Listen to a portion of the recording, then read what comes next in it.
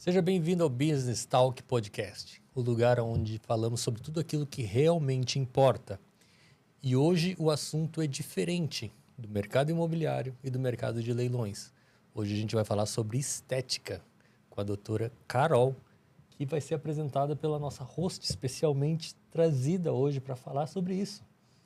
A Natália hoje veio me fazer a companhia para conversar um pouco sobre esse assunto que ela é uma entusiasta. Que eu adoro. Adora. A doutora Carol, ela embeleza faces sem modificá-las, prezando por resultados naturais e elegantes. Quando o assunto é inovação e tratamentos de ponta, sempre busca o que há de melhor para oferecer os melhores resultados a todos os seus pacientes.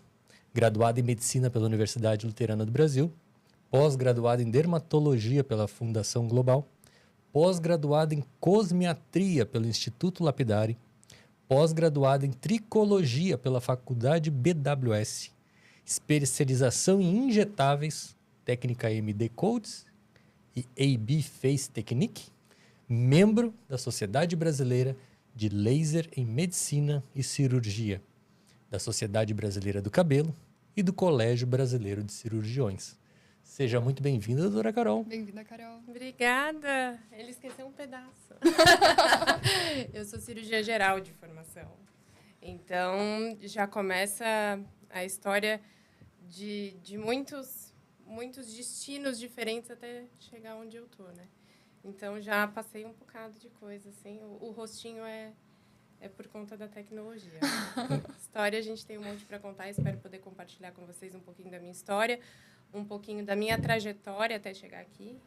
Eu acho que sempre que alguém chega em algum ponto, as pessoas desconsideram como que foi que ela chegou até lá, né? Caminho percorrido. O caminho percorrido. E na grande maioria das vezes, o que mais importa não é aonde a gente chegou, Sim. mas é como a gente chegou e aonde a gente quer ir, né? Sim. Então, espero poder colaborar com esse podcast aqui, trazendo algumas reflexões aí para vocês. Com certeza. Fica à vontade, então, Natália. Eu vou deixar que tu fale um pouquinho a respeito daquilo que tu gosta tanto de conversar, porque eu tenno certeza que vocês vão ter muito assunto para tratar. Não e faltam assuntos. Eu vou estar aqui para compartilhar junto contigo. Doutora, então, primeiramente, conta mais pra gente da tua trajetória. Por que medicina? Eu não sei responder essa pergunta. Até hoje é uma questão que a psicóloga questiona e eu não sei dizer. Desde pequena, eu não tenho nenhum médico na família. Eu fui a primeira médica da família. Hoje eu tenho uma prima que está finalizando medicina. Mas eu fui a primeira médica da família. Nunca ninguém me incentivou. Uhum. Eu sei que desde que eu me lembro por gente, eu tinha uma boneca Molico médica. E eu gostava da Barbie médica. E eu dizia para minha mãe que eu ia ser pediatra. Uhum. Foi um pouquinho desviado. Pediatra e mãe de trigêmeos. Então, algumas coisas se modificaram aí no caminho, mas eu sempre quis cuidar de pessoas. Não sei exatamente porquê, mas é uma... Você pode chamar vocação, de dom, né? de vocação, de desejo de Sim. cuidar das pessoas. Sim, a gente Então, sente, né? Nós, da área da saúde, a gente tem esse desejo. eu sempre quis, eu gosto muito da gestão, da administração, mas não me via em nenhum outro âmbito a não ser lidar com pessoas. E quis fazer medicina.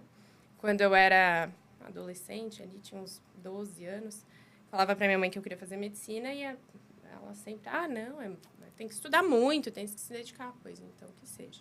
Né?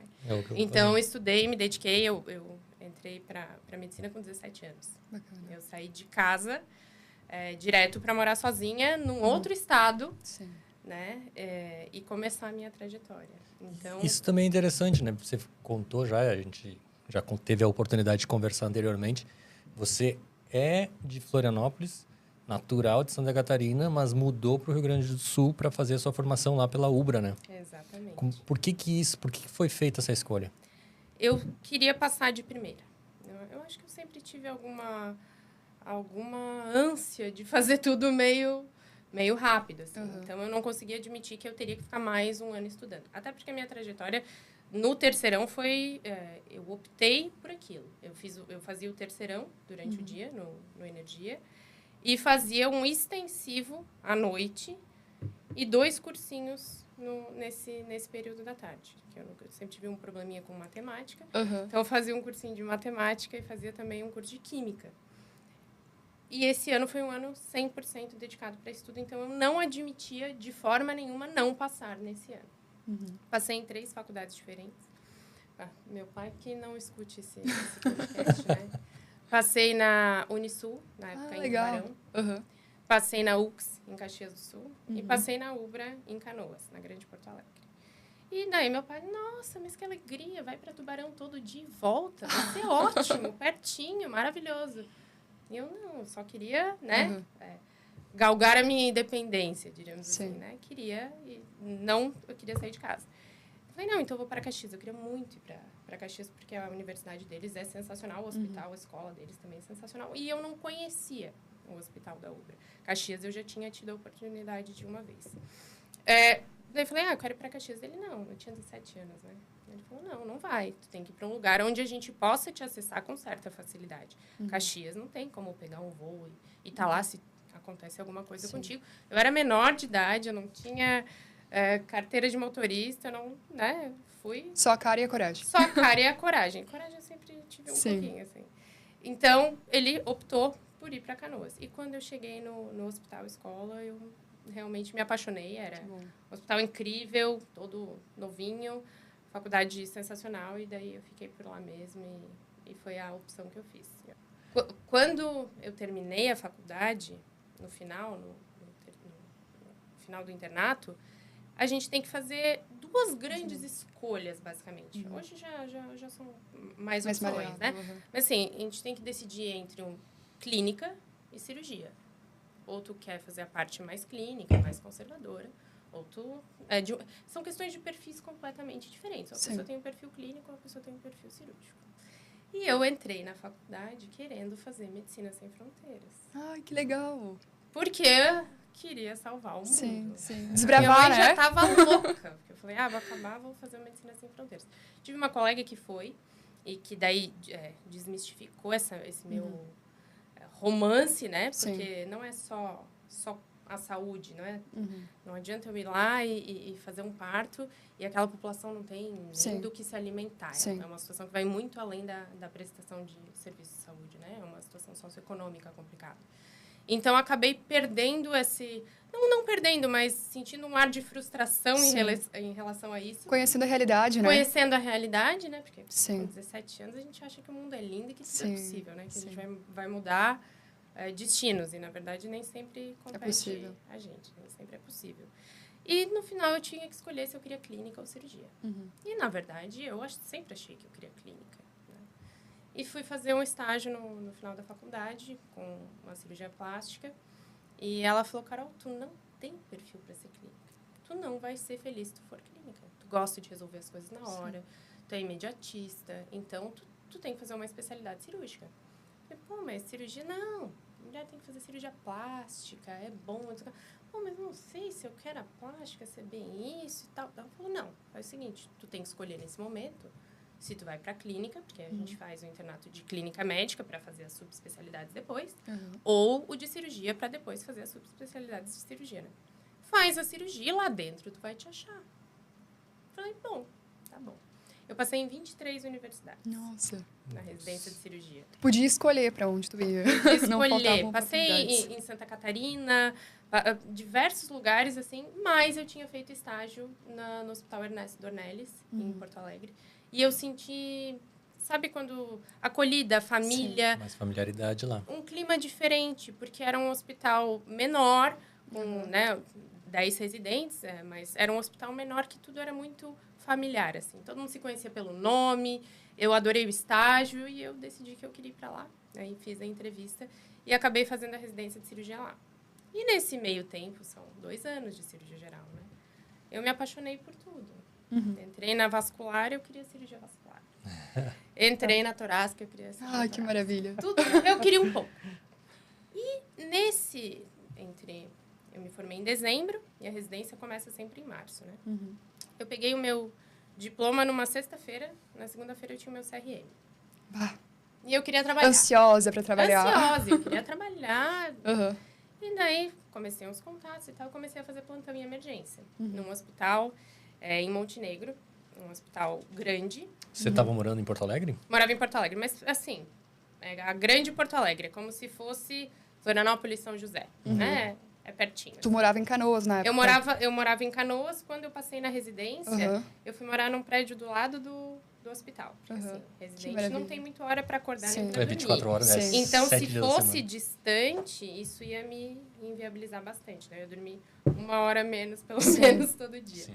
Então, eu acabei mudando para pertinho do hospital. Mas eu trabalhava na Grande Porto Alegre. Comecei a trabalhar nesse hospital de Montenegro. E ele tinha... não é escala, né? Mas ele tinha 3 tipos de médico. O médico que atendia na porta, dor de garganta, tosse, que a gente chama de fichas azuis, né? Que não tem urgência. O que atendia azul e a verde, que é o grau de classificação. O que atendia as fichas amarelas, que daí são, né, são urgências mesmo. E o que atendia as fichas vermelhas, que são as emergências, né? Que são o que tem risco de vida. Resumindo, eu comecei na azul, né? Chegou em março, quando eu ia começar a residência, que eu fiquei 3 meses trabalhando praticamente o tempo todo, eu já estava fazendo a emergência com os pacientes mais graves. Então, assim, foi uma paixão. E que eu entrei na cirurgia sabendo que eu gostava daquele movimento. Sim. Assim, não loucura. Era daquela loucura, não era nada muito parado. Mas e tu escolhe ir para o próximo... etapa para o próximo nível de atendimento ou eles vão te encaminhar? É de acordo com a expertise de cada um, né? Então, assim, o hospital seleciona de acordo com... Em 3 meses, tu passou pelas 4 cores. Eu passei pelas 4 Experiência, cores. né? Não, é que... é uma brincadeira que eu falo sempre, né? Não é o ano do carro, é o quilômetro rodado. Então, assim, eu trabalhei quase 5 dias por semana durante todas as minhas férias. Aí tu então, janeiro, fevereiro, chegou em março, eu já estava mais experiente do que gente que estava ali 1 ano na escala, porque eu já tinha feito muitas horas de plantão, né? Sim. E me lembro com carinho especial de tudo isso, porque é um conhecimento que, na teoria, é uma coisa, né? Tu lê o livro, é uma coisa. Sim. E, na prática, é completamente diferente. Primeiro que tem ali a tua emoção envolvida, a emoção do paciente. Questão psicológica. Toda uma estrutura daquele contexto e as limitações que a gente tem também, às vezes, do sistema de saúde, de diversas... Né, a superlotação dos hospitais. Então, às vezes, tu quer colocar um paciente, alocar num lugar e não dá. Então, a gente vai criando experiência e eu digo que a vida vai ensinando a gente. O hospital, então, era do Sistema Único de Saúde, o SUS? O hospital, Sistema Único de Saúde. Desafios. E cheio. A região tinha todo tipo de atendimento. Assim. Então, tinha uma população mais longeva, que daí a gente pegava aqueles idosinhos, né? Mais pneumonia, infarto, coisas mais clínicas. É uma região que tinha uma serrinha, assim. Então, tinha bastante acidente. Tinha bastante paciente que chegava vítima de trauma. Tinha pediatria. Tinha um pediatra de sobreaviso, mas chegava muita criança. Então, tinha de tudo. Era um hospital bastante completo, então eu tive a oportunidade. E dentro dessas especialidades todas que tu passou ali, o que mais te identificava? Era a cirurgia plástica? Não foi a cirurgia plástica. Na verdade, a cirurgia plástica é uma coisa que, quando tu tá na emergência, tu não tem muito contato, né? Mas eu sabia que eu gostava daquela adrenalina da emergência. Aí, segui fazendo a residência de cirurgia, eu fazia vários plantões na emergência, mas seguia na cirurgia, e eu gostava de, literalmente, botar a mão na massa. Então, eu sabia que era uma especialidade cirúrgica que eu ia querer, mas a emergência me cativou, assim. Pela parte clínica também, mas com uma característica, né, de emergência mesmo, não era uma coisa eletiva, como a gente imaginava, né? Toda especialidade clínica é consultório e acabou. Não, tinha... E, na época, estava surgindo a especialidade de medicina de emergência. Né? A medicina de emergência é uma especialidade relativamente nova com o seu RQE, que é o Registro de Qualificação de Especialidade. Né? Então, era uma coisa que, antes, o médico de emergência era uma pessoa que passava pela emergência. Hoje, não. Hoje, a gente tem médicos com residência em emergência, mesmo RQE, em atendimento de emergência. Na época, não... Quando eu me formei, eu não vou saber dizer se já tinha iniciado o RQE ali. Um dos primeiros hospitais a fazer isso foi o HPS de Porto Alegre, que até a formação de especialidade em medicina de emergência. Mas, naquela época, eu também não procurava isso exatamente. Então, fiquei um tempo, voltei para Florianópolis nesse período, né? Porque acabei a residência e daí a família, né? E aí, vem, não vem, vai fazer o quê? Estamos com saudade. E aí, né? Vai, não vai abandonar de vez. Acabei ficando mais um ano depois da minha residência finalizada e daí vim para Florianópolis. E chegando aqui é um desafio, né? Porque eu já tinha lá toda uma rede de pessoas que me conheciam. Aqui Então, tu era imagina, olha para mim, com essa minha altura, com esse meu tamanho, com essa minha carinha de criança, né? Tu chegar num hospital e dizer, não, eu tenho bastante experiência para trabalhar em emergência. Quanto tempo tu ficou em Porto Alegre, então? Total 10 anos. São 10 anos de atuação. É. Entre graduação e especialização. Não, 10 anos que eu fiquei lá. Eu fiquei 9 anos. 6 anos da faculdade, mais 3 da residência. 2 da residência e 1 que eu fiquei depois. E daí, vim. Eu tô formada há 10 anos. Então, com formação, né, com a faculdade, mais os anos de experiência, já são 16 anos aí. Legal. Dedicando a minha vida para os outros. Sim, basicamente. Bacana. E a gente vê teu amor pela medicina, né? O teu amor pela profissão. Tu não aproveitou o teu período de férias. Tu foi pro hospital, tu foi trabalhar. Tu gosta do que tu faz. E aí que tá. Não é que eu não aproveitei. Eu aproveitei muito o período, sabe? Eu digo que tem colegas que viajaram, que foram fazer Ciências Sem Fronteiras. E me arrependo hoje com a experiência que eu tenho. Eu devia ter viajado naquela época, quando a gente é mais jovem, né? Mas não, eu queria fazer tudo e muito rápido. Então, acabei fazendo diversos estágios e trabalhando nas férias. E eu gostava, é a minha realização. Minha realização pessoal é o trabalho. Sim. E como foi a tua vinda para Florianópolis, que a gente estava colocando, quando tu chega aqui, se apresenta como uma médica experiente, Sim. tendo uma carinha de quem começou ontem. Exatamente. Os primeiros plantões que eu fiz lá no hospital de Montenegro, as pessoas perguntavam, tá, e o médico vem que horas? Né? A história que meu pai conta ainda. Ela chegava no hospital, as pessoas perguntavam, cadê a médica? Não, sou eu. Né? Então, fica aquela velha frase, né? Não julgue um livro pela capa. Basicamente isso. Mas me reintroduzir em Florianópolis, na medicina, que foi bastante complicado, assim, bastante desafiador. Então, eu tive que começar do começo. Né? Porque quando a gente lida com vidas, tem um currículo e tudo, mas o profissional que está ali na coordenação daquela emergência, ele quer, de fato, te conhecer e saber a tua expertise, né? Então, tu tem que passar o processo todo de novo. Tu vai começar do azul ao vermelho e eu comecei novamente. E imagino que também vai ter uma situação ali onde, enquanto você é uma pessoa recém-formada, as pessoas estão te acolhendo, querendo te ensinar. Enquanto você já é uma pessoa com formação, com experiência, que já está trabalhando, eventualmente tem alguém que está até com alguma restrição contigo, porque tem medo. Aí ela vai tomar meu lugar. E daí pode ser que tu entenda ali, tu encare alguma resistência com esse profissional. Sim. Acredito que isso também... Eu sempre encarei muita resistência. Primeiro, sem conversa sexista, né? Mas assim, eu era uma menina numa residência médica de cirurgiões bem mais experientes. Então, né? E pequenininha ainda. Eu tive o infortúnio de ser a mais baixinha das minhas irmãs. Então, eu digo que meu pai disse que abatumou o bolo. Mas assim, eu era a menorzinha. Então, as pessoas te olham de um jeito diferente, né? As pessoas parece que tem... pequenininha, loirinha, bonitinha, essa daí não é determinado o suficiente. Sim. Então, eu sempre tive uma postura mais... realmente de demonstrar um pouco mais de resistência mesmo. Sim. Então, eu tenho uma personalidade um pouquinho... Forte, mas isso a gente conquista também. Não adianta... Eu digo que tem 2 formas de uma pessoa te respeitar.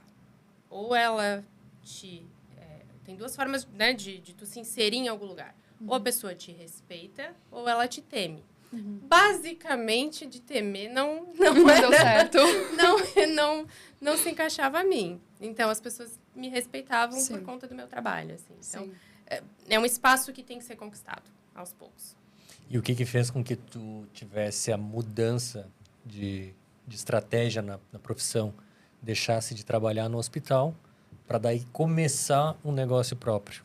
isso foi... Ainda tem um pouco de história por trás disso. Eu voltei para Floripa, comecei a fazer plantão, diversos plantões, e acabei assumindo a coordenação de uma emergência, porque eu era a que mais fazia plantão naquela emergência. Né? Depois de um tempo, acabei assumindo essa coordenação de emergência, e aquilo me fascinava. Aí mudou a gestão do hospital em que eu trabalhava, fui para outro hospital, coordenei outra emergência, e daí veio a pandemia. Sim, desafiador, né? E na época da pandemia, eu não era só a plantonista. Eu também coordenava uma emergência. E daí a gente tem dois lados da moeda, né? Que é conseguir contornar tudo. Sim. E um momento extremamente desafiador. Sim. Então, eu entrei num processo pós-pandemia que eu já estava em quase burnout. Assim, num momento em que eu era uma das mais jovens plantonistas do hospital que eu trabalhava, dos dois hospitais, e os mais experientes tinham medo de pegar Covid também. Não foi só... Tinha muito profissional doente, né? Mas os mais maduros, assim, diríamos, já tinham medo de pegar o Covid naquele contexto da emergência. Porque para eles poderia ser fatal, né? Para eles poderia ser fatal. E eu sempre, não, sou jovem, tá tudo bem, vamos embora. Então, teve... Ali na época do Covid, eu fazia 60 horas de plantão por 6, às vezes. Né? Por falta de escala, por o sistema sobrecarregado. E daí, antes tinha 2 médicos, teve que partir para 4, porque teve que aumentar o número de atendimentos. Então, todo um contexto dessa pandemia que me deixou realmente exaurida. E daí eu pensei, tá na hora de eu começar a pensar num plano B, porque eu não vou ter saúde e articulação e cabeça para sempre. E o teu psicólogo também te orientou nesse sentido, provavelmente, né? Olha, eu vou te dizer que era tão corrido que nem a psicóloga eu tava frequentando. Tava frequentando, né? Antes, um pouquinho ali da pandemia, eu já estava nesse processo de exaustão por conta de muitas horas de trabalho e gestão. E daí a gente se dá conta de que é muito mais difícil, às vezes, gerir, né, do que trabalhar. Às vezes é muito mais difícil tu ser o empreendedor, o chefe, do que tu ser o funcionário. Né? É muito mais desafiador. A gente costuma dizer, inclusive, isso, né? Para quem está na operação, para quem está lá no chão de fábrica, para quem está botando a mão na massa, é só aquilo ali que tem que fazer. Para quem está na gestão, para quem está na supervisão, tem que observar tudo e fazer com que a coisa aconteça. Tu tem a obrigação e responsabilidade de todo aquilo ali. Né? Então, com certeza, tu começando a tua carreira, não, mas ainda relativamente nova, jovem, né? Começando esse processo todo dentro de uma pandemia. Assim, e a gente tem que, no cargo de gestão, a gente sempre tem que antever as coisas, né?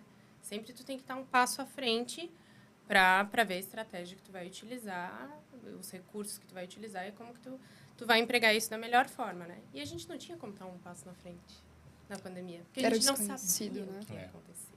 Né? Era tudo muito novo. Então, é um momento em que a gente se vê um pouco impotente. Eu quero fazer o melhor, mas era tudo muito incerto, tudo muito novo. Né? Então, isso também. Um pouquinho antes de começar a pandemia, eu já tinha iniciado uma pós-graduação em dermatologia, porque eu via que eu podia pegar mais conhecimento. Eu já tinha feito uma em geriatria e queria fazer uma pós-graduação e comecei a fazer. No contexto um pouquinho antes da pandemia ali, eu não sei se sorte, destino, azar, antevendo alguma coisa, mas comecei a fazer. E daí, na pandemia, eu resolvi dar continuidade. No finalzinho ali da pandemia, eu resolvi dar continuidade nessa pós aí e largar o âmbito da gestão, 100%. Mas ainda seguir um pouquinho na emergência, porque eu digo que é aquele amor que não, né? Não passa nunca. Assim, eu digo que todo mundo tem um vício e a emergência é viciante. Quando a gente se vê na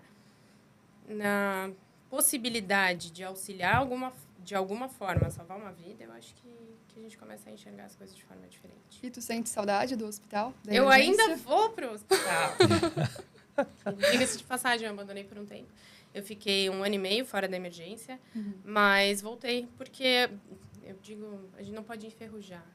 Né? Então, o conhecimento vai estar sempre aqui, mas a gente tem que estar o tempo inteiro atualizando e tem milhares de coisas novas, tanto no meu meio, da dermatologia, da cosmiatria, quanto, né, nos estudos clínicos e na evolução dos tratamentos. Então, voltei a fazer alguns pontões aí. E aí, se dedicou mais ao teu consultório atual agora? Quando eu acabei a pós em dermatologia, estava para finalizar, eu resolvi abrir um consultório.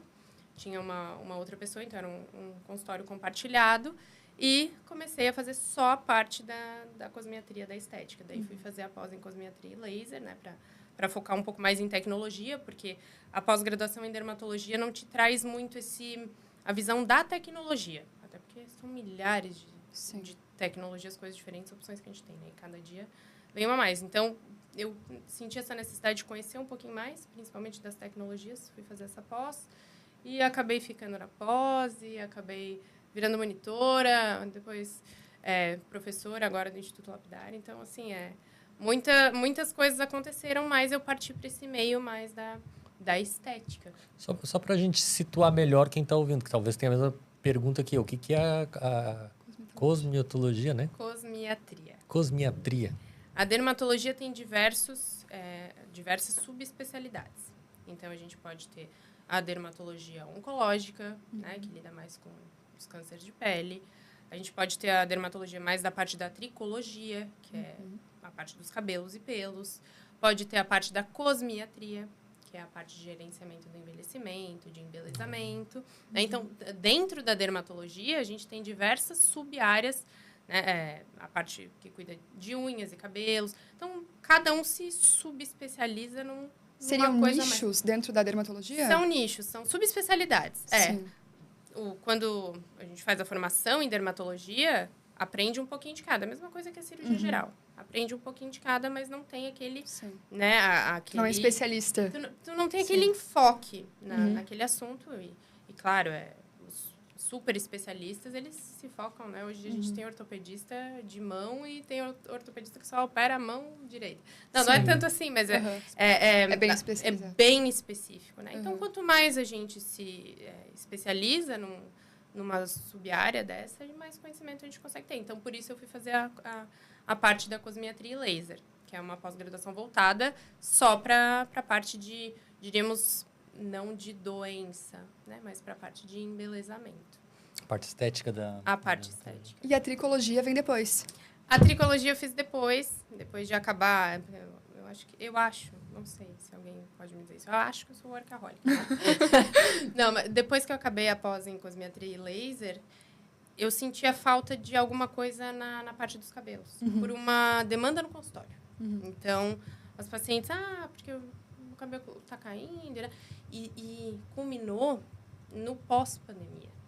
Que todo mundo vinha com queixa capilar. Sim, as quedas, né? As quedas, né? Por conta do eflúvio. E daí a gente elucida, né? O processo inflamatório ali, que como todo organismo sofre um processo inflamatório, o folículo piloso ali, onde a gente tem o crescimento capilar, também sofre esse processo inflamatório e faz um eflúvio telógeno, né? Por consequência ali desse dano que teve ao organismo. Então, é correto afirmar que houve, sim, uma relação da queda de cabelo e a Covid. Sim. Do dano sistêmico provocar também a queda de cabelo. Não só a queda de cabelo, mas também a queda de cabelo. E por conta disso, eu achei que precisava de um conhecimento a mais aquilo. Né? Certo. E daí fui fazer a pós em tricologia e transplante capilar. E quando tu abriu o teu consultório, qual foi o grande desafio que tu enfrentou?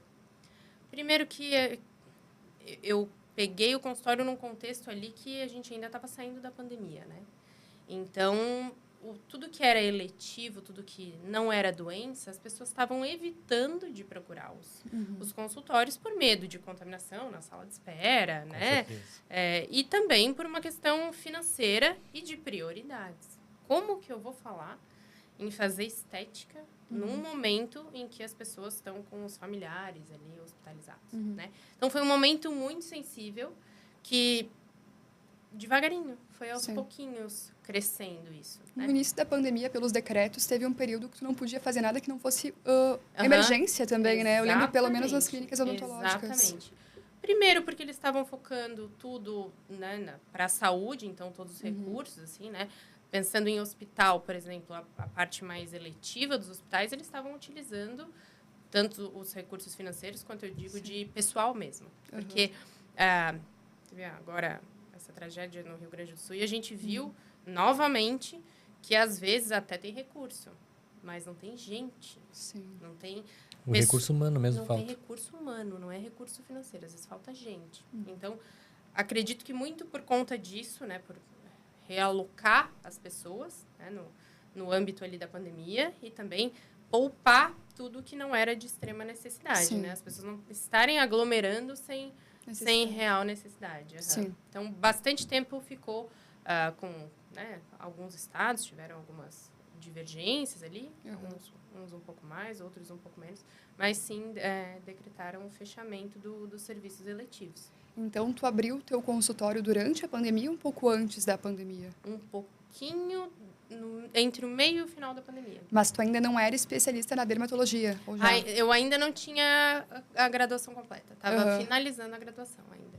Foi eu acho que foi um momento, assim, que financeiramente foi viável, porque vamos falar de negócios aí, né? Os valores das salas, das locações, estava todo mundo muito desesperado, num cenário econômico muito complicado, então tudo baixou. Sim. Então, eu aproveitei essa baixa para conseguir, né, ali locar a sala que eu queria e fazer do jeito que eu queria também. E não te deu medo? Temer pelo incerto? Pelo incerto. Porque eu tô na pandemia, tá tudo quebrando, tá tudo fechando e eu vou abrir o meu consultório. Assim, eu não sou uma pessoa que gosta muito do incerto. Mas, às vezes, a gente tem que apostar. E eu percebia que aquilo ia acabar, cedo ou tarde. E era um momento crucial de ou investe ou não investe. Porque depois da pandemia fica tudo muito mais difícil. Né? Fazer um posicionamento de mercado, fazer um investimento em uma sala, tudo isso fica muito mais complicado quando desce a alta dos preços. Né? Então, acho que foi um momento também de insight, assim, de começar financeiramente num momento oportuno, né? Mas num momento incerto de saúde. Mas foi um tiro que deu certo, às vezes não dá. Sim. A distância entre a loucura e a genialidade, né? Se der certo, tu é gênio. Se der errado, tu é louco. Exatamente. E às vezes tu transiciona disso muito rápido, né? As coisas mudam muito rápido. Com certeza. Muito rápido. Tudo uma questão de situação, de mercado, de tudo que estava acontecendo, mas muito bom pela coragem, ter te arriscado, por ter eu acho que nesse momento eu devia estar mais na parte da loucura do que da genialidade para ter investido nisso, assim. Mas realmente foi um passo diferente. Uma das coisas que você falou, que eu tive a oportunidade de ver a tua apresentação, você diz lá que é muito atenta à tecnologia, gosta de modernidade, está sempre muito conectada. O que é que tu trouxe para Florianópolis? O que tu trouxe para dentro do teu consultório que tem de diferencial? Que tu consegue entregar algo a mais, algo interessante que talvez... Algo diferente. Por que eu sou diferente das outras pessoas, né? Primeiro que eu só trago e eu só faço o que eu acredito. Então, se eu não acredito em uma tecnologia, se eu não acredito num procedimento, eu não faço. Sim. Né? Porque eu não gostaria que ninguém fizesse em mim uma coisa que não faria em você mesmo. Né? Então, é a primeira política que eu uso. Então, sempre antes de colocar qualquer tipo de procedimento no consultório ou trazer uma tecnologia nova, eu vou em busca, né, do ganho que isso pode dar. Então, acho que eu trago coisas mais assertivas, assim, para os pacientes. Chega a intervir na escolha do paciente. Eu quero uma boca desse tamanho. Claro, é o que eu mais faço. Eu digo que eu podia ser rica, mas eu sou sincera. Eu acho que o maior diferencial de um profissional é saber dizer não. Sim. Dizer sim é muito fácil. Eu digo muitos nãos. Então, assim, eu queria botar mais um pouquinho. Não quero. Não. Deixa pra mim, né? E ao longo do tempo eu fui criando essa confiança dos meus pacientes. Então eu digo, não é isso que tu quer. Deixa eu fazer do jeito que eu quero. Sim. E porque a pessoa leiga, às vezes ela não sabe o que ela quer. Então, eu quero um pouquinho mais de boca. Não, na verdade tu não quer, tu quer melhorar o teu ângulo, um pouquinho de queixo. A pessoa não tem o conhecimento técnico, anatômico para entender o que ela quer. Ela quer um resultado, né? Tem que vai entrar na dismorfia, né? Doutora, Sim, tá anotado aqui também, vamos falar sobre isso. Mas, doutora, conta um pouco mais da tecnologia. Eu vi que tem diversas coisas que essa tecnologia aborda, inclusive tonalidade de pele, correto? Sim, eu trouxe recentemente, agora, maio, eu fui para um congresso em São Paulo, e congresso é sempre... Tem milhares de coisas, mas é tudo meio igual, tu já tá meio acostumado com aquilo. E no meio de todas aquelas tecnologias, eu vi uma que eu achei diferente. Nossa, que negócio legal, preciso ter isso no meu consultório. Foi uma história muito louca, assim, porque eu cheguei 8 horas da manhã, não tinha quase ninguém. Meu hotel era do lado do congresso. Cheguei, olhei aquelas máquinas. Teve uma que eu olhei... Sabe aquele amor à primeira vista? Assim, eu olhei, que coisa diferente. E daí fiquei ali o congresso inteiro namorando. Uma colega minha falou, Carol, tu não compra agora. Espera acabar o congresso e tal. Pensa um pouquinho mais. Falei, não, mas eu tô decidida, é isso que eu quero. É uma tecnologia recentemente trazida para o Brasil. Eu sou a única de Santa Catarina que tem essa tecnologia, que ela avalia diversos padrões, diversos fatores, né, do envelhecimento ali. Então, avalia a tonalidade de pele, avalia as manchas por conta de radiação com a luz de UV, né, as manchas por exposição solar, as rugas, o grau de flacidez da pele. Então, eu consigo, com essa tecnologia, ele faz fotos, é como se fosse aquilo que a gente bota para oftalmo, o rostinho dentro, né? Ele faz algumas fotos com diferentes luzes e te dá numericamente. Ele diz, para rugas você tem 55 anos, para poros você tem 60 anos. Isso consegue me nortear um pouquinho mais em relação às prioridades do paciente, né? Então, às vezes uma coisa incomoda, mas o que está te envelhecendo ali é um outro fator que nem incomodava ele. Então, isso direciona um pouco. Isso direciona um pouco. Claro que o exame clínico e a relação de expectativa do paciente influencia, né? Mas isso ajuda principalmente, além da tomada de decisão, acho que muito mais no pós do que na tomada de decisão, a gente ter objetividade no pós de tratamento. Então, depois eu não mostro para vocês aqui, né? Porque eu não posso botar no podcast, claro. Mas uma paciente com 2 meses de intervalo de tratamento, 2 meses, 60 dias. Nunca tinha feito nada. Mais madura, 65 anos. E daí tu faz a foto na tecnologia, com todos os parâmetros, e a tecnologia diz, né? Ali, tinha 65, dia tal, num parâmetro para rugas, e no dia tal estava com 63. Então, quer dizer, objetivamente eu mostro para a paciente que ela em 2 meses rejuvenesceu 2 anos. Né? Isso a gente consegue perceber. Quem tem um olhar clínico treinado consegue ver que a paciente está natural, mas que ela melhorou. Né? Não sabe dizer o que foi feito, mas sabe que ela melhorou. Mas quando a gente olha no espelho várias vezes, a gente esquece a imagem antiga da gente. Sim. E muitas vezes os pacientes não se dão conta, né? E esse registro vem muito para auxiliar isso e a gente fazer o acompanhamento dos pacientes ao longo do tempo. Eu tive essa experiência. A gente foi fazer tratamento para rugas, aplicação de botox, mentas. Preenchimento também. Sei lá mais o quê. E eu, particularmente, não enxergava. Até olhar a foto. Até me mandarem as fotos antes e depois. Exatamente. Tu não percebe esse processo de envelhecimento no dia a dia, né? Como tu fala, é a comparação com uma foto de 1, 2, 3 anos atrás, 10 anos. E aí tu percebe que tu teve ali uma modificação nos coxinhos de gordura, tu já tá com um pouquinho mais de flacidez. Exato. O teu mento parece que tá um pouquinho mais para dentro. Tu já trabalhava com gerenciamento de envelhecimento ou tu tá trabalhando após a tecnologia? Não, já. Desde o começo eu já sempre fui doente por gerenciamento de envelhecimento. E ele veio para somar, então, encaixa totalmente naquilo que tu faz. Sim, eu já fazia tecnologias laser, né, diversos tratamentos em consultório, mas eu não tinha uma tecnologia diagnóstica e de parametrização, sei lá se é essa a palavra, mas para a gente colocar objetividade. Né? O paciente vê, a pessoa que acompanha, ela sabe também que teve alguma coisa, mas não conseguia dizer, olha, melhorou tantos %, né? E ter esse registro quantificado. Sempre foi uma coisa muito subjetiva. Sim. Eu acho que não mudou nada. Eu acho que mudou um monte. Subiu a tua sobrancelha. Acho que não mudou nada. A outra, não, mudou muito. Porque isso vai muito da qualificação do olhar de cada um. É que é tão sutil que tu percebe que tá mais bonito, tá embelezado, mas tu não consegue identificar qual é o ponto. O leigo, ao menos, não consegue. Aí que tá. Eu postei uma foto esses dias no Instagram e coloquei, vocês percebem a diferença do lado do lábio para o outro? E um monte de gente colocou, não vi diferença nenhuma. Eu falei, ótimo. E é por isso que eu trabalho. Sim. Que é para não notar grandes modificações. Sim. Né? É uma coisa sutil de embelezamento, não é de modificação de face. Sim. Né? E é muito pessoal, né? Tu tá melhorando a face daquele indivíduo, tu não tá padronizando. Sim. O objetivo é eu trazer essa paciente de hoje para, sei lá, 5 anos atrás.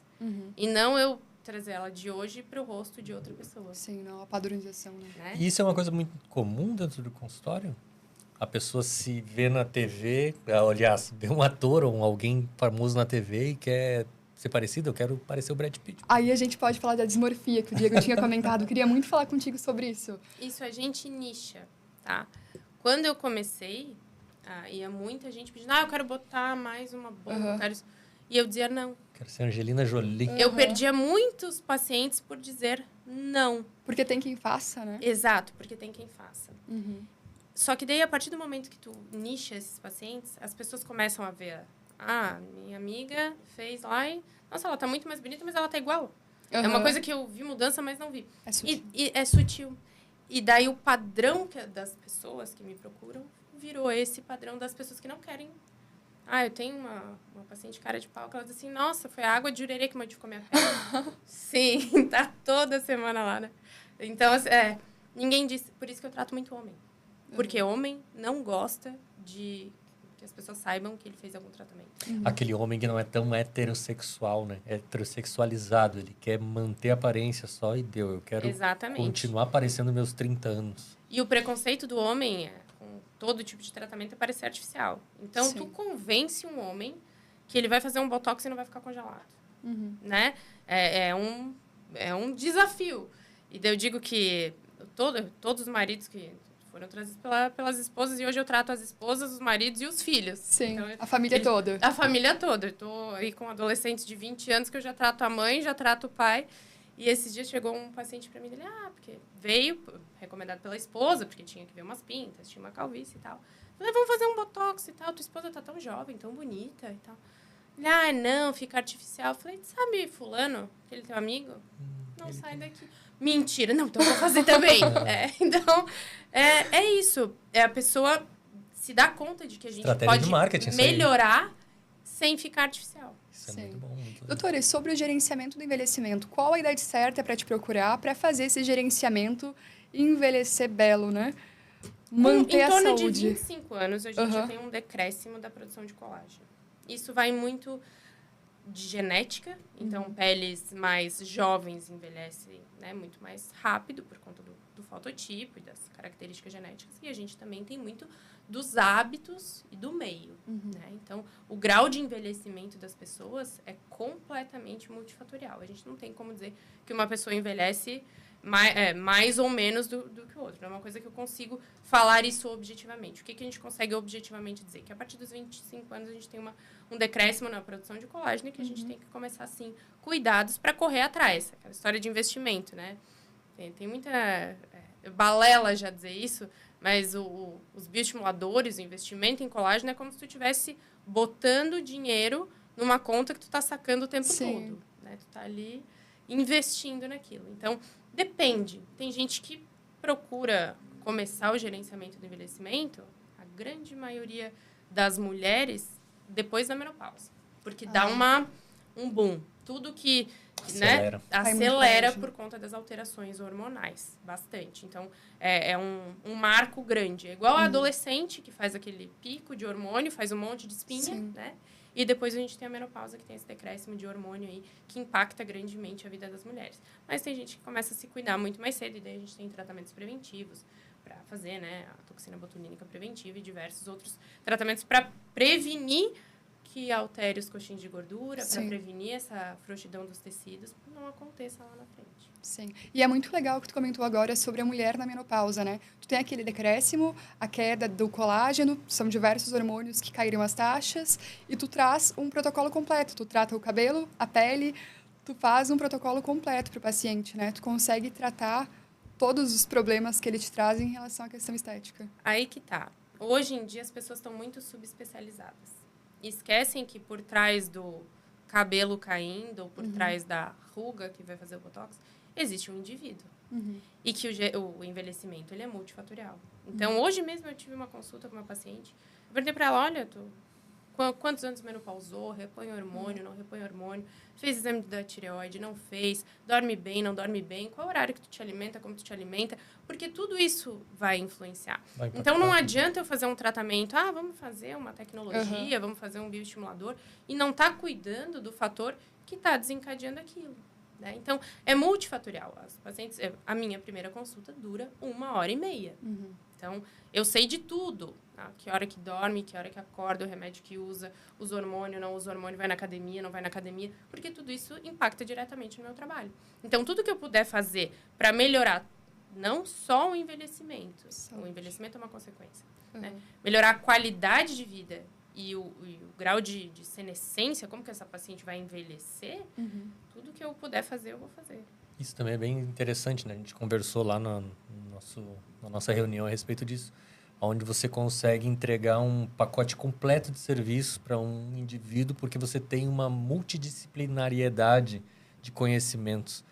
O teu currículo estampa isso e o teu conhecimento, quando está conversando aqui com nós, a gente vê, né? Pô, sabe isso, sabe aquilo.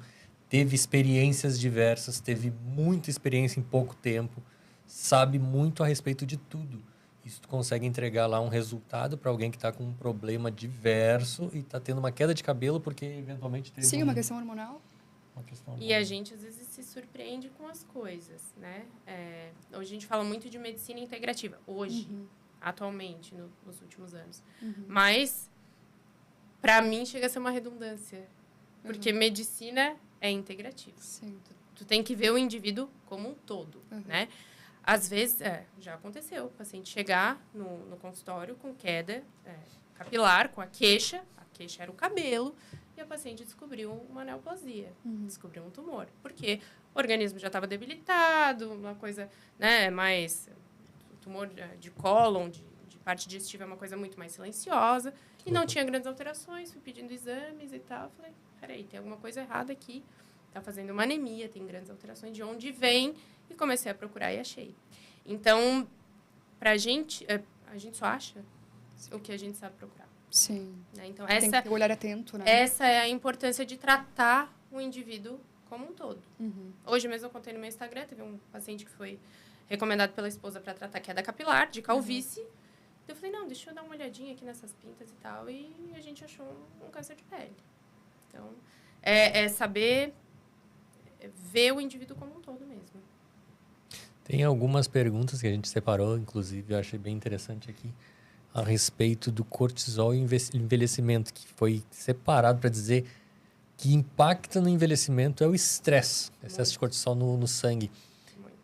E quais são as tuas dicas para essa pessoa que está na tensão, está na ansiedade, está no estresse diário? Esse é o tipo de pergunta que não era para fazer, não. Porque eu não sou a melhor pessoa para falar de gerenciamento do estresse. Porque a minha rotina é super corrida, mas brincadeiras à parte, vamos lá. Sempre que a gente tem alterações hormonais, seja ela de cortisol, seja ela de transições da menopausa, seja ela de reposição exógena, né? Por conta de reposição de hormônios, a gente tem uma alteração de todo o metabolismo. O cortisol vai fazer com que aumente a tua taxa metabólica basal, vai aumentar níveis de diversos hormônios e aquilo vai causar um estresse oxidativo maior. O que é isso? As tuas células estão trabalhando sob pressão. Né? E isso provoca um envelhecimento maior. Então, sim, o estresse está intimamente ligado e cientificamente comprovado com o envelhecimento. Então, tudo que a gente puder fazer de medidas comportamentais para reduzir esse estresse, obviamente, a gente vai lançar a mão, né? Inclusive, coisas muito pequenas que às vezes os pacientes não se dão conta. A pergunta é aquela que é horrível. Como você dorme? Sim, o sono. Eu penso que durmo bem. Né? Os pilares, né? Coisas muito básicas, né? Você tem uma rotina, o seu organismo tem que saber mais ou menos o que vai acontecer, né? Então, nós somos fruto das nossas oscilações hormonais. E a mulher é uma grande prova disso quando entra na TPM, enfim. o nosso organismo é baseado em hormônios. Então, tudo que tu fizer de alteração ali, inclusive o hormônio do sono, né? A gente descobre que sente sono porque a gente tem melatonina endógena e de acordo com a baixa luminosidade ocorre a alteração, né, dos hormônios, da liberação dessa via hormonal e daí a pessoa começa a sentir sono. Então, a pessoa que está aqui, nessa luz intensa, nunca vai sentir sono. Sim. Daí a pessoa diz, eu tenho insônia, mas fica com a TV ligada até as 3 horas da manhã. Ou no celular, né? No celular. Rolando o feed do Instagram. É legal para a gente falar, então, sobre o ciclo circadiano. Tem relação hoje, tem estudos que comprovam ou debatem sobre essa desregulação do ciclo circadiano, essa alteração do sono e o envelhecimento? Com certeza. Porque se tu não consegue desligar a chave geral, se tu não tem um sono que ele é restabelecedor, né? Obviamente, os teus níveis hormonais, o teu nível de consciência, tudo aquilo vai estar trabalhando. Então, tu bota uma máquina a funcionar 20 horas por dia e tu bota uma máquina a funcionar a 15 horas por dia. O período de vida útil que tu vai ter daquela máquina é muito menor. Né? O nosso organismo é a mesma coisa. A gente não deixa de ser uma máquina e tem que estar o tempo inteiro ali ajustando e realmente tendo a qualidade de sono.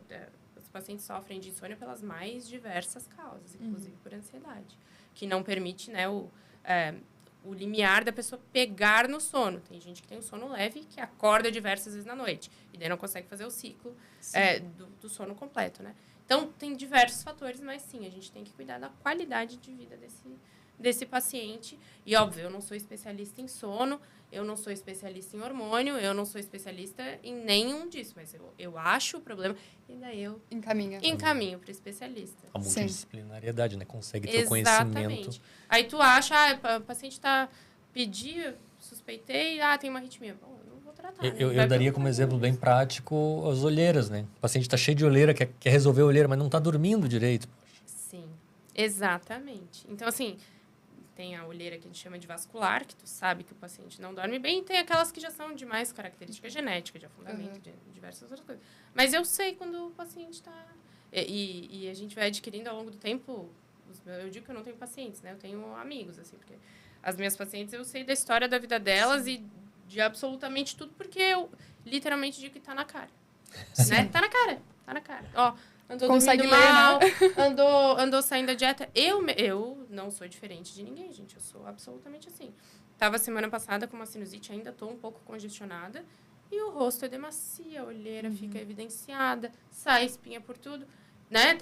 Todos somos seres humanos iguais. Então, assim, dá pra gente ler. A pele é o maior órgão do corpo humano. Sim. Ele dá evidências de que alguma coisa tá errada. E daí a gente só tem que correr atrás. Muito legal. A gente quer saber também a respeito do que é aquela dica que a doutora vai dar, já tendo alcançado esse patamar em que tu se encontra, para quem está começando, para quem quer empreender no mercado, para fazer algo semelhante ao que você faz. A tua trajetória a gente já sabe como foi, né? Mas para quem está começando agora, qual é que é a dica que tu dá para pegar o atalho? Vou dar a maior dica de todas, que parece conselho de vó, mas não é. Então, assim, façam as coisas com amor e dedicação. Porque daí tu nunca vai se cansar daquilo. Aquilo nunca vai ser extenuante, né? Diz que quem gosta do que faz nunca trabalha. Né? Então, fazer o que gosta de fazer. Estar numa profissão por reconhecimento financeiro, porque ganha mais, ganha menos, ou por ambição de diversas coisas, isso não vai te permitir, uma hora tu cansa. Sim. Tu chega ali e tu vai... se torna extenuante. Nada que é forçado, nada que é na marra vai fácil. Né? Então, façam com constância. Tudo que você se dedicar, colocar paixão naquilo, colocar amor no que faz, né? Se dedicar para aquilo de fato, tudo que você se dedicar vai dar sucesso. Basta a pessoa se dedicar para o que ela gosta de fazer. Né? Então, cada um no seu nicho, cada um na sua subespecialidade, e o segredo do sucesso é constância. Então, estudar o tempo inteiro. Eu estou o tempo inteiro estudando. Não paro nunca. Agora eu estou fazendo um MBA em gestão em saúde. Porque justamente eu cheguei num ponto da minha carreira que eu estou precisando... É uma coisa que médico não aprende. Outra coisa para se dizer, né?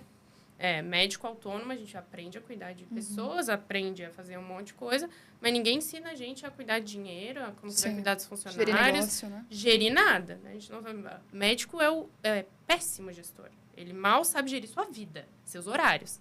Quem dirá, né, gerir um negócio. Então, assim, fica a dica para quem está entrando no mercado de trabalho agora, pensem a médio e longo prazo, pensem o que vocês querem, como vocês querem estar daqui a 5 anos, financeiramente, e tem que ter uma programação. Né? Então, organizar e fazer tudo com amor, no final das contas... Muitas vezes a pessoa se pega justamente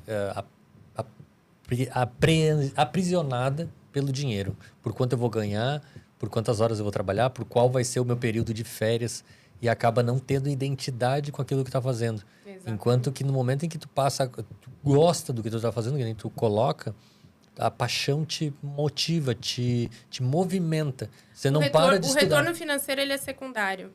Ele é consequência, né? Ele é consequência, né? Eu estava escutando um podcast esses dias de um grande teólogo, e ele vinha dizendo, né? Não tem problema nenhum da pessoa ter dinheiro. O problema é ela ser refém do dinheiro. Então, assim, não façam das suas profissões um objetivo financeiro. Sim. Porque isso vai fazer com que a qualidade de vida e a qualidade do teu trabalho seja baixa. Porque se o retorno financeiro vem a frustração. Porque, já atingi tudo que eu queria, agora nada mais me faz feliz. Qual é o teu motivo para ação, né? Qual é o teu propósito de vida, né? Propósito, assim. Ou se tu não atingiu aquilo, tu tá sempre correndo, parece um hamster na cordinha. Eu quero mais dinheiro, mais dinheiro. Às vezes põe a saúde em risco, põe diversas coisas, a família, diversos outros fatores em frente ao fator aí, que era para ser consequência de tudo e não um objetivo. Tudo passa a ser secundário, né? Sim. A primazia está sempre em ganhar dinheiro e tu não gasta o teu dinheiro, tu não tem tempo. Não tem tempo de gastar dinheiro. Exatamente. Sim, vou guardar, daí a gente chega naquele questionamento assim, o melhor da vida eu vou viver daqui a 10 anos, quando eu tiver aposentado, né? Daqui a 10... Primeiro que a gente não tem uma garantia. Não sabe o dia de amanhã. Às vezes está atravessando a rua, acontece um infortúnio, né? Então, assim, tá vivendo no futuro. É o ansioso, que ele vive no futuro, né? Não, o depressivo vive no passado, o ansioso vive no futuro e pouquíssimas pessoas normais vivem hoje, né? Então, é muito isso. A pessoa está o tempo inteiro planejando uma coisa lá na frente e não está vivendo o que está acontecendo agora. E às vezes não sabe se vai chegar lá na frente. E quando chega lá na frente já está cansado, já está doente, o filho já saiu de casa. E daí tudo... E as coisas não saem como tu esperava e tu não viveu. Perdeu o time. Sim. Não fez o acompanhamento médico para manter a aparência bonita. Exatamente. Às vezes chega lá com 50, já caiu tudo. Agora só plástica. Daí não tem mais solução. Vivendo naquele momento, infelizmente, é uma prática muito comum, né? O empreendedor, em geral, ele é muito atarefado, muito sobrecarregado. E para ti, como é que tem sido a tua experiência enquanto empreendedora? Já adiantou que a gestão do negócio hoje está te especializando, porque a gestão tem sido um desafio, provavelmente. Sim. E além disso, o que mais que tem sido desafiador para ti? O que é desafiador, eu acho que para muitas especialidades, e não só médicas, vamos colocar para todos os tipos de profissões, que você só ganha dinheiro enquanto você está ali. E daí a gente vê uma limitação de tempo e espaço, né? Então, assim, eu tenho diversas atividades. Se eu não estou dentro do meu consultório, ele não está me gerando receita. Porque a única pessoa que produz ali dentro sou eu.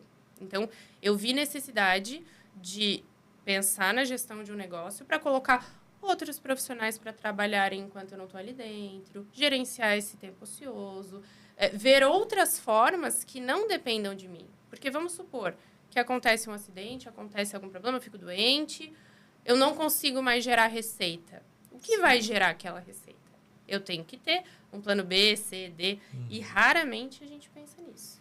É bem interessante isso que ela está colocando, né? É gestão de pessoas. Tu costuma fazer treinamento de pessoas para te substituir? Eu não, porque eu não dou a minha função para ninguém. Eu digo que a pele de cada um é diferente. Eu não consigo ensinar os 6 de faculdade, mais os 10 de experiência, 16 anos para uma pessoa, né? Mas o que eu faço? Eu faço grandes direcionamentos para as minhas funcionárias. Então, por exemplo, elas sabem como gerir a agenda, para fazer organizar melhor esse tempo, elas sabem como gerir os procedimentos. A paciente vai vir tal dia, dá pra gente botar isso com aquilo. Grandes treinamentos.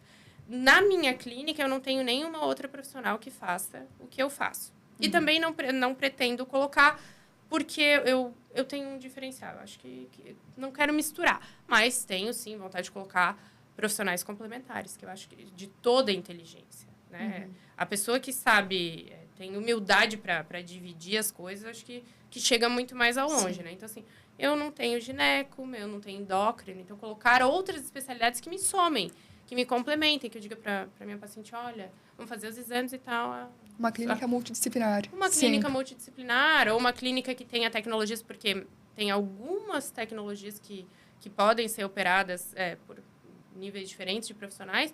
Então, algumas outras tecnologias que possam ser feitas por funcionários, por pessoas terceirizadas. Então, tem uma gama de coisas que a gente pode pensar, mas a gente tem que ver o custo-benefício, hora de sala, treinamento, mercado. A pessoa também que tu vai colocar ali dentro tem que se alinhar com os teus princípios, né? Que eu acho que é ser fundamental, porque tá te representando dentro do... É o mais difícil de tudo.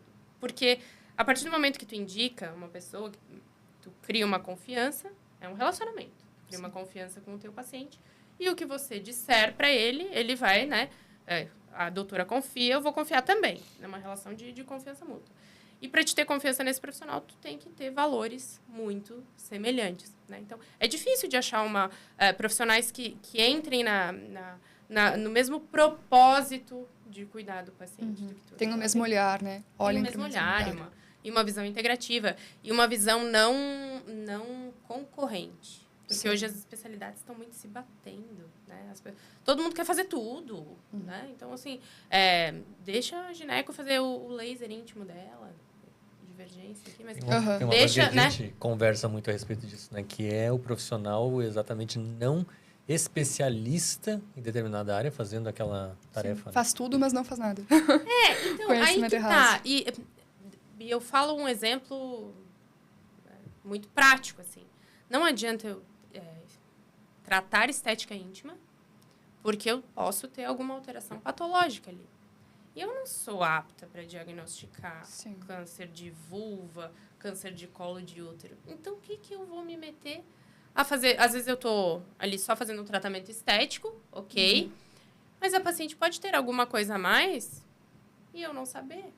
E eu não tenho essa obrigação de saber, porque também não é a minha especialidade. Né? Então, o paciente tem que passar por uma ginecologista. Tem muitos colegas que fazem tratamento íntimo, ok? Mas a paciente passa por um check-up de gineco antes. Então, tem que ter essa complementariedade dos tratamentos, né?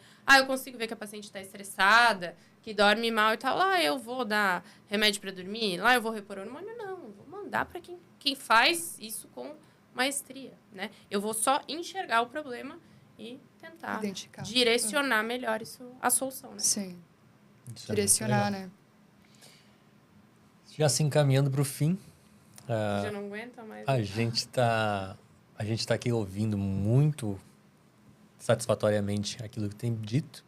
E eu percebi que o teu atendimento, ele é um atendimento personalizado, especializado, algo humanizado, né? Individualizado. Completamente. Na tua opinião, aquela função de fazer um tratamento que é igual para todo mundo, tem algum sentido? Porque a gente vê muito isso. Eu faço esse tipo de trabalho, a gente vê isso na rede social. A pessoa entrega um tipo de trabalho para diversas pessoas. Sim. Aplica o mesmo protocolo, né, a diversos pacientes. Daí, vamos entrar no assunto da modernidade agora, né? Inteligência artificial. Se fosse para fazer tudo igual para todo mundo, eu botava um robô para fazer. Não precisa de mim. Sim. Né? Se é para fazer a mesma quantidade, no mesmo lugar, com a mesma referência e fazer padrões, eu não preciso de um ser humano ali. Para gerenciar isso. Cada um... hoje eu escutei uma frase muito emblemática para mim, assim, ficou... Deus dá uma vida para cada um. Então, cada um é diferente do outro. Sim. E cada um tem que viver a sua vida. Cada um tem que ter o seu gerenciamento do envelhecimento, de acordo com a sua genética, com os seus fatores, com a sua anatomia, envelhecer com a sua própria anatomia, né?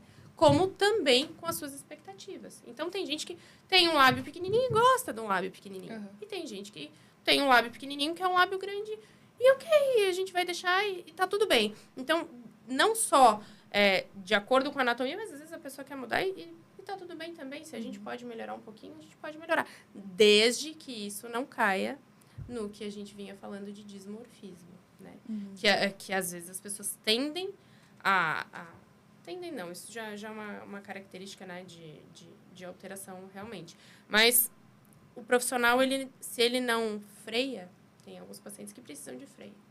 Se ele não diz não e não freia aquele paciente, o paciente às vezes perde o próprio discernimento do que é belo e do que é exagerado ou não. Né? Daquilo que nós falamos antes, né? Eu mesmo, na minha experiência própria, não tinha entendido qual era a diferença do antes e do depois do tratamento. E provavelmente eu ia querer mais. Aplica mais aí que tá pouco. Tem alguns casos que até quando tu não percebe, tu quer alguma coisa mais diferente, tu faz mais. Que não fica dismórfico. A gente vê vários lábios dismórficos, aqueles Russian lips, daquelas meninas que botam lips. Mas tem coisa que não. Que simplesmente a pessoa se descaracteriza. E daí vem pro que a gente tá vendo aí das desarmonizações faciais. A pessoa fez, não vi diferença. Faz mais aqui. Mudou, virou outra pessoa. É outra porque mudou completamente a anatomia. Sim. E daí a pessoa se olha no espelho e diz assim, pô, mas não sou eu. Não é mesmo. Quando o efeito passar, tu volta a ser quem tu era. Exatamente. Talvez tu até nem goste mais. E a gente tem estudos aí saindo que o ácido hialurônico ele não está sendo completamente absorvido, né? A gente está colocando um em cima do outro, ele está acumulando. Então, assim, às vezes o efeito não passa 100%.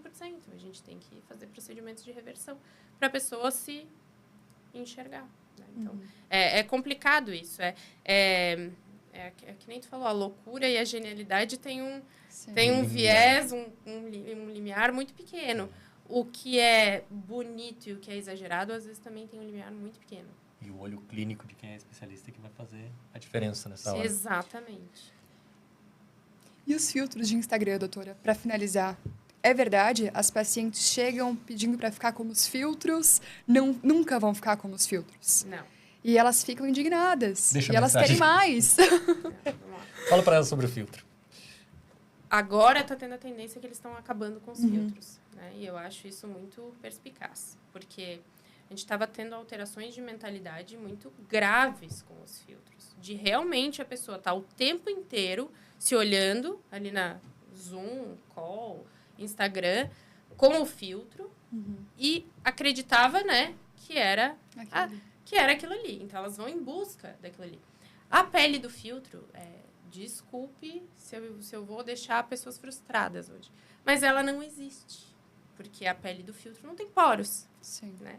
Então, assim, a nossa pele transpira. A gente tem que colocar... Tem sudorese, tem produção de sebo. Isso é normal. Né? Então, todo mundo tem poros. Aparecer poros é normal e saudável. Tá? Tem, claro, que a gente pode amenizar e deixar esteticamente mais bonito, mas os poros não somem. Então, aquela pessoa que é aquela pele lisa, não existe. Não vai existir. A pele de porcelana, né? A pele de porcelana. Mas a gente consegue aí uma boa maquiagem, bem cobertinho, sem suar. 1 horinha tu consegue ficar 100%, mas não é fisiológico. Sim. Né? Então, assim, não existe a pele do filtro. Os filtros que colocam cílios e tal, daí as meninas podem ir lá colocar cílios, pode fazer diversas coisas, mas a pele do filtro e as alterações porque o filtro ele é uma coisa padronizada, né? Então, todo mundo vai botar, vai ficar uma boquinha bonitinha em todo mundo, vai ficar a pele bonitinha em todo mundo. E a gente não tem isso. A cor da pele. A cor é tudo padrão, né? Então, assim, não existe isso.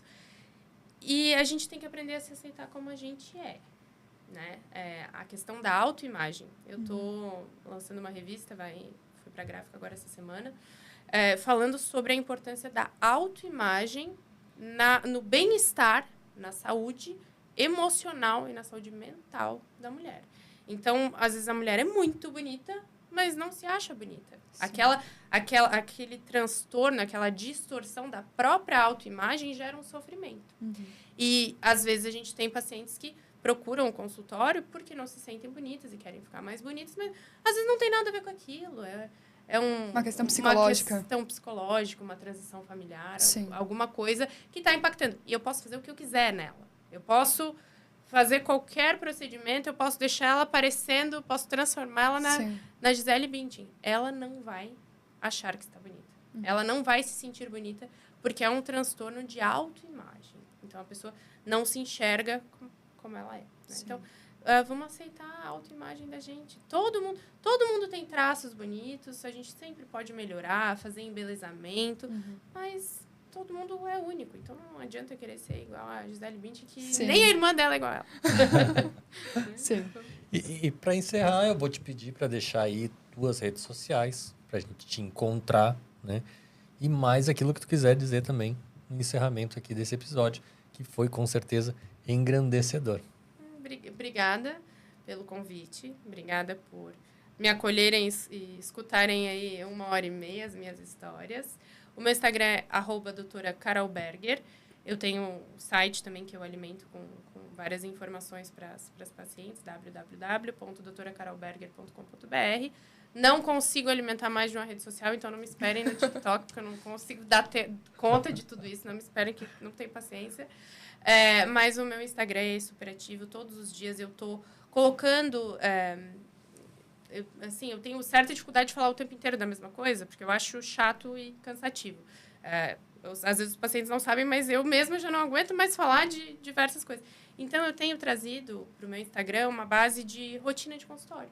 Então, todo dia eu comento uma coisa que aconteceu no consultório que traz essa empatia, as pessoas conseguem sentir, e eu consigo demonstrar as histórias ali que eu estou vivendo no meu dia a dia, trago exemplos práticos, não só o conteúdo técnico, porque isso a gente joga lá no chat GPT, E ele te dá. joga no Google, aí ele dá várias informações, mas também o contexto todo de todas as situações do dia a dia, do que realmente é dos pacientes. Então, se quiserem, me sigam lá, que me acompanhem, que eu posto várias coisas interessantes aí do dia a dia de consultório. A gente gosta bastante, né?